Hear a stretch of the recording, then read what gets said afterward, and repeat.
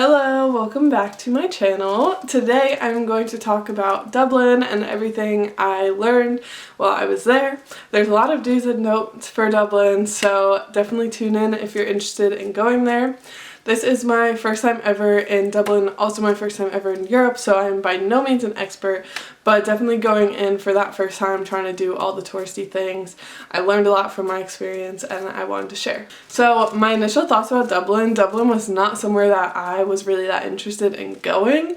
I actually had my friend Casey, who I went away with, convince me to go to Dublin, and I am so happy she did. I absolutely loved it. I think that Dublin is a really special place and I feel really grateful that I was able to go there.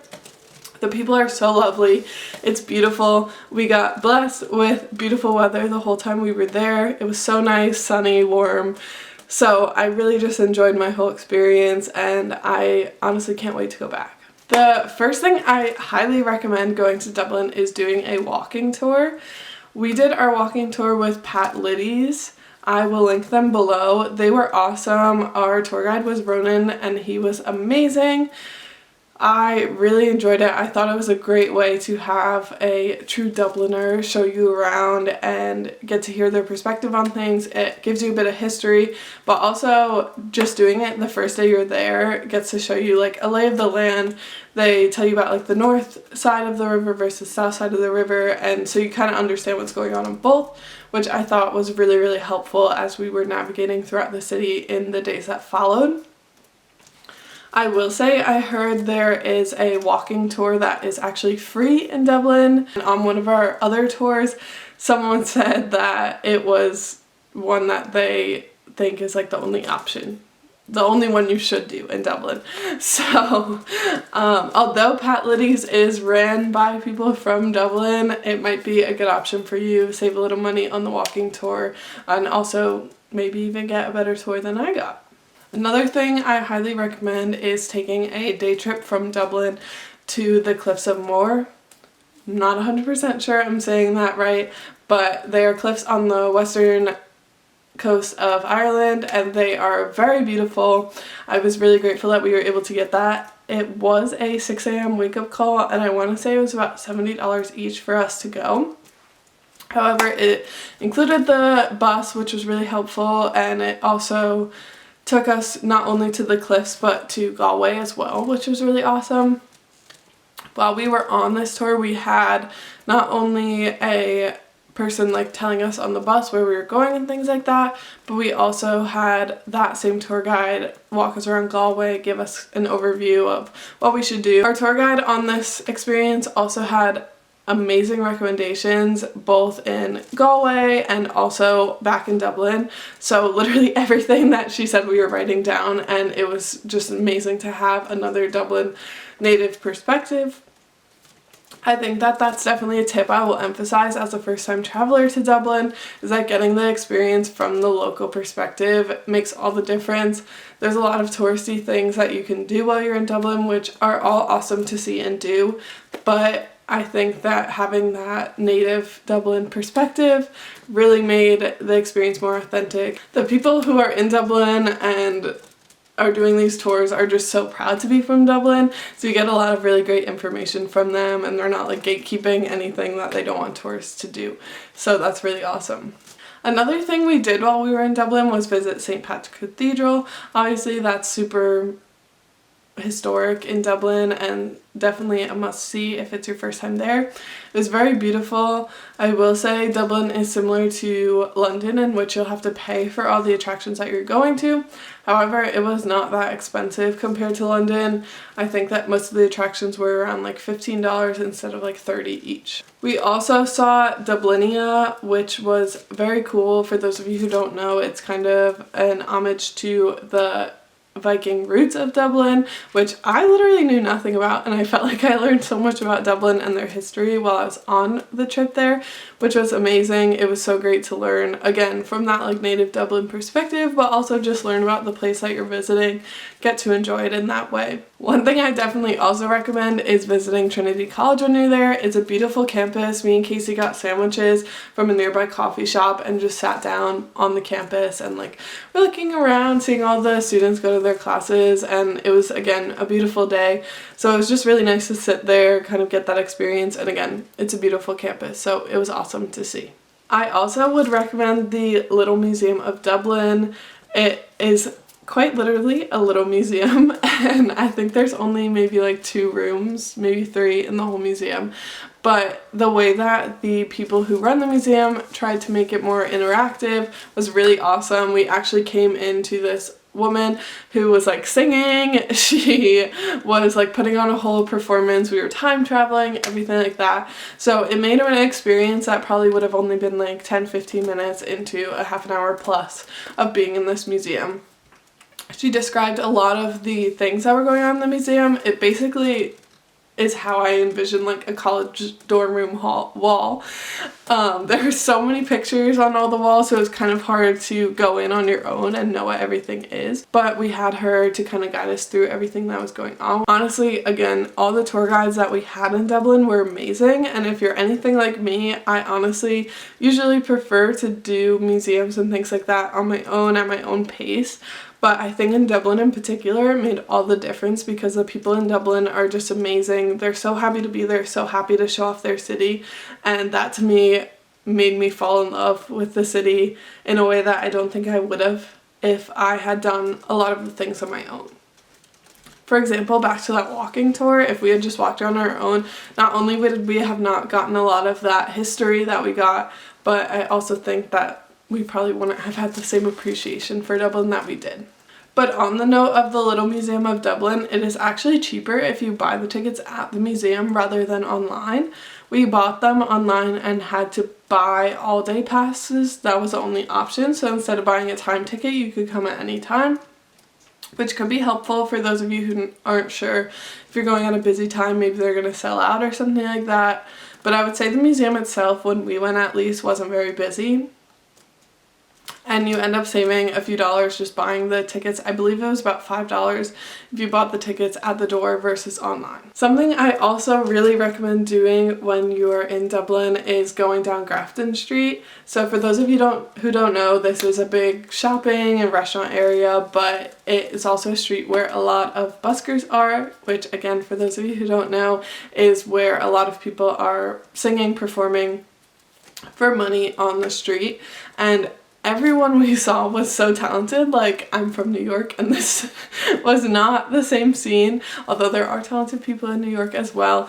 All of these people were so incredibly talented. I literally could have sat there all day and listened to them. There were crowds around each of the people. I know a few of the buskers in Dublin are actually famous buskers in Dublin, so if that's something you're interested in seeing, you definitely should go there. You could honestly just hang out, sit on a bench, listen to these people sing. Again, beautiful weather while we were there, so we were just enjoying soaking it up. You can come in and out of stores, and it was just a really special street that I think everyone should go and visit. It's also central to a lot of things, so it's not really out of your way to go and visit Grafton Street. It was actually on our way back from the north side of the river to our hotel. To also know the people who live in Dublin, I would definitely recommend going to a pub. We went to one night, but it was a super quick experience, and I really wish that we had stayed longer because I know a lot of people say great things about just going and having a drink with the people who live in Dublin, and to have that experience I think would be really amazing because again, all these people just seem so happy to be there. The weather was beautiful, so a lot of people were drinking outside with their friends, and I just think it would have been really awesome to go and meet some of those people, and that is definitely something I'm looking forward to doing the next time that I go to Dublin. My final recommendation for Dublin is probably the one I would recommend the most. It is called Crew. It is a restaurant. It's Krewe. I will link it below. It is quite literally maybe the best food I've ever had in my life. It is a New Orleans style restaurant based in Dublin. It was absolutely delicious. I got chicken tenders, which you might be like, how are they the best food you've ever had? Honestly, I don't know. They were all hand breaded. They came with some truffle sauce. There was delicious truffle fries as well. We got a cookie skillet at the end of the meal, and it was honestly just so delicious. I wish we could have eaten there every single night. We also ate at another restaurant, which I will type it below. if I can remember the name, but it was a Michelin star restaurant. So for those people who say there's not good food in Ireland, there definitely is. And again, probably the best meal I had the whole trip was in Dublin, and we went a lot of really great places after Dublin. So it was so incredibly delicious. The service was great, and we ended up getting a reservation really last minute, although it wasn't early dinner. It was so delicious, and I'm so happy we were able to go. Now I want to get into some things I maybe don't recommend, or things that you can maybe skip. So for me, I was not a huge fan of the Guinness Storehouse Factory. It was really cool to see, but as someone who doesn't drink, it wasn't doing a lot for me personally. I felt like I could have maybe spent that time exploring more of the city instead of going to that, and it was also pretty expensive. It was one of the more expensive attractions in Dublin. I believe it was about $25 to $30 each, so it wasn't that cheap, and although it was really cool, it wasn't something that I personally enjoyed. We also went in the morning, and if you are a Guinness fan and maybe not a fan of drinking in the morning, I would recommend maybe going in the afternoon, because you do get a free Guinness included with your ticket of admission. So when we went at 11 a.m, even Casey didn't want anything, so I definitely recommend maybe going later. I will say, if you are a Guinness fan, it is probably really, really cool and something that you should definitely see. In particular, on the top floor where the bar is, great views of the city. You can literally see everything, and that's where you sit and have your drinks. The final thing that maybe I would have done differently is to stay closer to the action in Dublin. So our hotel was actually pretty far away. I think it was maybe like a 30-minute walk from the Guinness Storehouse Factory, about a 30-minute walk, maybe 20-minute walk from the Temple Bar area, which is a really happening area of Dublin. Probably about 25-minute walk to the river, which basically most things are like focused around the river. So we were kind of far away from everything, and we were on the south side of the river, which honestly I wouldn't mind being on the south side of the river again. I do think there's a lot going on there, but I just think where we were was really far away from everything that was going on, and so it just led to a lot of walking in the beginning of the day and the end of the day, when sometimes things are already kind of far in Dublin when you're just walking around everywhere. So I definitely would stay closer to the action. With that being said, if you're kind of looking for a quieter area, which I know some people definitely do when they're on vacation, we stayed in a great area. I believe it was called the Claymont Hotel, and it was really nice, and it was definitely more quiet. So if that's something you're interested in, I do recommend that. I just personally would have liked to be a little closer to all the action, so we wouldn't have to walk as far. There is also a tram in Dublin. We actually didn't take it at all while we were there. Someone actually told us that the wait times for it are pretty long. It doesn't run that often. It did seem pretty cool. I honestly wish we rode it, and I think if maybe you were going further, it would be really helpful, but because we were kind of all around the same areas, we ended up just walking everywhere, and the weather was also beautiful, so we didn't really mind. But I would definitely look into the tram if you're looking to travel around maybe in bad weather, or just going further, or don't want to walk as much. They're definitely making it more accessible for people, so if that's something you're interested in, I would definitely recommend the tram. With that being said, I absolutely love Dublin. Clearly, I'm a big fan of the people of the place, and I definitely recommend going there. I know it might not be as high up on everyone's list as London, but for me personally, I really enjoyed the people and the history of the city. So if you're looking for more of a kind of relaxed but also very interesting historically, and also just kind of a fun city, I definitely recommend going to Dublin and spending your time there. It is also a bit more affordable than London is. Thank you so much for watching. If you have any other questions about my experience in Dublin, please comment them below. I'm happy to answer any of them. Again, honestly, a great city overall, and although there are some things I wouldn't necessarily recommend, I think you really can't go wrong with anything that you're doing in Dublin, because it is a beautiful place. So thank you so much for watching, and I will see you in the next one. Bye! If the whole thing was out of focus, I'm still gonna post it.